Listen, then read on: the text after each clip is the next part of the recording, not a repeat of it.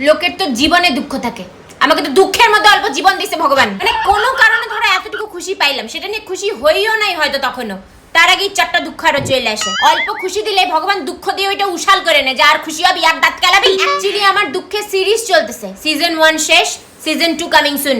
জানি না কিসের দুঃখ, বাট দুঃখ আছে অনেক। আজকাল না ভালো কিছু হইলে আমার সেলফ ডাউট শুরু হয়ে যায় যে আমার সাথে কিভাবে ভালো হচ্ছে। এরকম হয়েছে যে ব্যাক টু ব্যাক কিছু ভালো চললে আমার খালি মনে হচ্ছে কিছু একটা মিসিং, কিছু একটা মিসিং। লোকের জীবনে হবে কবি খুশি কবি গম, আমার জীবনে তো কবি গম, কবি জাদা গম, কবি এক্সট্রিম গম। খুশি তো নাই জীবনে, বেশি খুশি হয়ে গেলে আবার ভিতর থেকে আওয়াজ আসে বাস বাস বাস কামিং সুন।